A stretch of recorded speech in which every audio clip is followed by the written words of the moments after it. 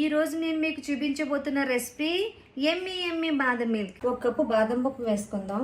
Water బాగా మరిగింది కదా, ఇప్పుడు స్టవ్ ఆఫ్ చేసేసుకుందాం. చన్నీళ్ళు పోసి పక్కన పెట్టేద్దాం. 1 లీటర్ పాలు పోసుకుందాం. పొంగులు వస్తున్నాయి కదా, ఇలా 5 పొంగులు వచ్చేదాకా మరగబెట్టుకుందాం. లోపు బాదం పప్పు పోల్చేసుకుందాం. ఇలా ఈజీగా వచ్చేస్తుంది.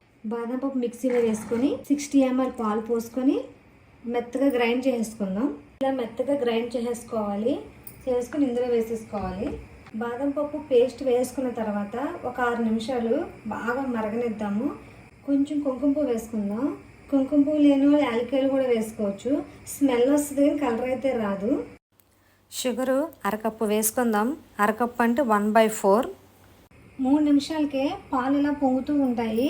ఇంకొక 3 నిమిషాలు మరగబెట్టుకుందాం. ఇలాగా ఎమ్మి ఎమ్మి బాదం మిల్క్ రెడీ అయిపోయింది. చేసిన బాదం మిల్క్ మీకు నచ్చినట్టయితే నా ఛానల్ ఫాలో అవ్వండి.